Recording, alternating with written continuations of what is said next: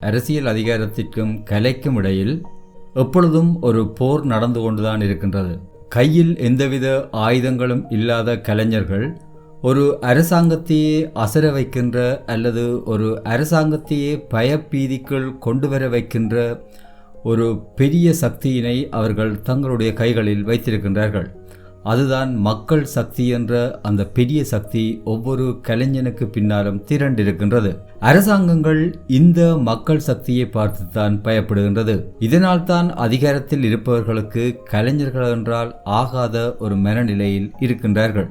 ஆட்சியில் இருப்பவர்கள் ஒரு பிம்பத்தை வடிவமைத்து அதனை வரலாறாக மாற்றுவதற்கு முயற்சி செய்து வருகின்றார்கள். ஆனால் கலைஞர்கள் எல்லா விடயங்களையும் சாதாரண மக்களை விட மிகவும் கூர்மையாக சற்று வித்தியாசமாக சிந்திப்பவர்கள். அரசாங்கங்கள் எல்லாம் சரி அப்படி என்று சொல்லுகின்ற பொழுது கலைஞர்கள்தான் அந்த மக்களினுடைய வலிகளையும் நிஜ கள யதார்த்தத்தையும் தங்களுடைய கலைகளினூடாக வெளிப்படுத்துகின்றனர். அது பாடல்களாக இருக்கலாம், அல்லது எழுத்துருக்களாக இருக்கலாம், அல்லது கவிதைகளாக இருக்கலாம், அல்லது அது ஒரு திரைப்படமாக இருக்கலாம். கலைஞர்கள் உண்மையான கள நிலவரங்களை மக்களுக்கு கொண்டு சேர்க்கின்ற ஒரு மிக உன்னதமான பணியினை செய்கின்றார்கள்.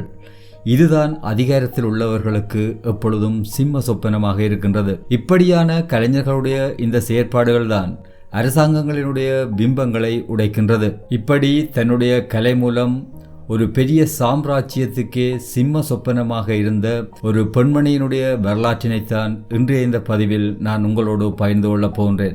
ஆப்பிரிக்காவில் இடம்பெற்ற நிறவரி ஆட்சி அதிகாரத்துக்கு எதிராக தன்னுடைய குரலை பாட்டாக ஒலித்து அந்த மக்களினுடைய மனங்களில் எழுச்சி தீயினை மூட்டிய மிரியம் மேக்மா என்ற அந்த தென்னாப்பிரிக்க பெண்ணினுடைய வரலாற்றினைத்தான் இன்றைய இந்த காணொளியில் நான் உங்களோடு பகிர்ந்து கொள்ளப் போகின்றேன்.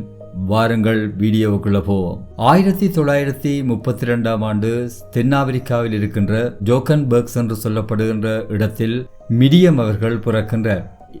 இவர் பிறந்து கொஞ்ச நாளிலேயே இவருடைய தாயார் ஒரு சிறிய குற்றம் செய்ததாக குற்றம் சுமத்தி அந்த காலத்தில் தென்னாப்பிரிக்காவில் இருந்த வெள்ளையின அரசு அவரை சிறையில் அடைத்து விடுகின்றது.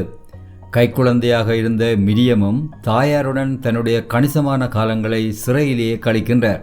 அதற்கு பிற்பாடும் வறுமை, இனப்பாகுபாடு என சொல்ல முடியாத ஒடுக்குமுறைகளுக்குள் மிரியம் அவர்களுடைய வாழ்க்கை ஓடிக்கொண்டிருந்தது. 1950 பிற்பகுதியில் தென்னாப்பிரிக்காவின் மிகப்பெரிய ஒரு பாடகியாக மிரியம் அவர்கள் மாறியிருந்தார். மிரியம் அவர்களால் பாடப்பட்ட கிளிக் என்று சொல்லப்படுகின்ற பாடல்கள் உலக புகழ்பெற்ற பாடல்களாக அப்பொழுது மாறியிருந்தது.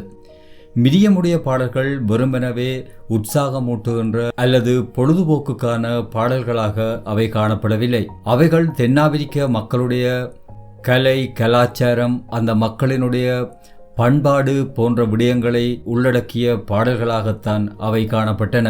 நீண்ட காலமாக வெள்ளையர்களுடைய ஆட்சியில் தங்களுடைய சுதந்திரத்தினை தொலைத்து சிதறி கிடந்த தென்னாப்பிரிக்க மக்களை ஒன்று சேர்க்கின்ற பாடல்களாகத்தான் இவருடைய அநேகமான பாடல்கள் காணப்பட்டன. மிரியத்தினுடைய இந்த பாடல்கள் தென்னாப்பிரிக்காவினை அப்பொழுது ஆட்சி செய்த வெள்ளையின ஆட்சியாளர்களுக்கு ஆத்திரத்தினை ஏற்படுத்தியது. இதனைவிட 1959 ஆண்டு மிரியம் அவர்கள் ஹம்பேக் ஆப்பிரிக்கா என்று சொல்லப்படுகின்ற ஒரு ஆவணப்படத்தில் நடித்திருந்தார். இந்த ஆவணப்படம் முழுக்க முழுக்க வெள்ளையின ஆட்சியாளர்களுக்கு எதிராக காணப்பட்டது. இந்த படம் வெளியிடுகின்ற பொழுது தான் நாட்டில் இருந்தால் நிச்சயமாக அவர்கள் தன்னை கைது செய்வார்கள் என்ற அச்சத்தில் மிரியம் அவர்கள் நாட்டை விட்டு வெளியேறியிருந்தார். இதற்கு பிற்பாடு கிட்டத்தட்ட 30 வருடங்களுக்கு மேலாக அவர் இந்த உலக நாடுகள் முழுக்க அகதியாக அலைந்திருக்கின்றார். மிரியம் அவர்கள் நாட்டை விட்டு வெளியேறிய பிற்பாடு ஆப்பிரிக்க அரசாங்கம் அவருடைய கடவுச்சீட்டினை தடை செய்திருந்தது. இதற்கு பிற்பாடு தென்னாப்பிரிக்கா சுதந்திரம் அடையும் வரை மிரியம் அவர்கள் தன்னுடைய நாட்டுக்கு திரும்பவே இல்லை. தன்னுடைய தாயாரின் இறுதிச் சடங்குகளில் கூட கலந்து கொள்வதற்கு அவருக்கு அப்பொழுது அனுமதி மறுக்கப்பட்டிருந்தது. ஒரு கலைஞனாக அவர் இந்த உலகம் முழுக்க தன்னுடைய சொந்த நாட்டு மக்கள் படுகின்ற அவலங்களை தனது 30 வருடகால அகதி வாழ்க்கையில் உலகம் முழுக்க பாடித் திரிந்தார்.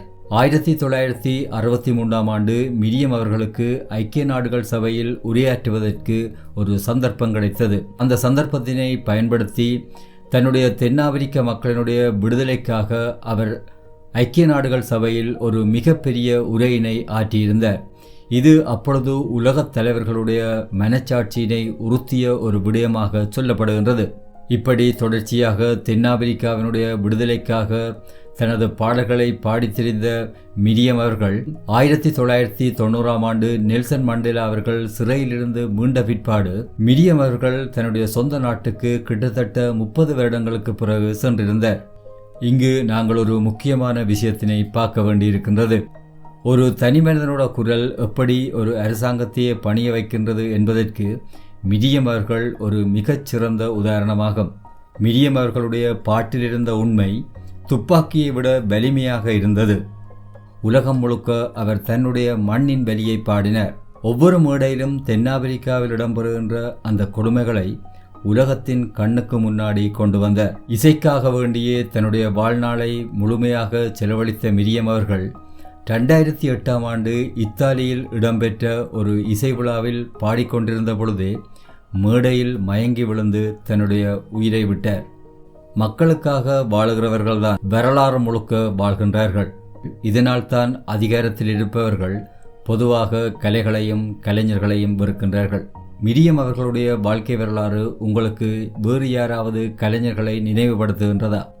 அப்படியாயின் அவர்களுடைய பெயர்களை இந்த கொமெண்ட்ஸில் பதிவு செய்யுங்கள்.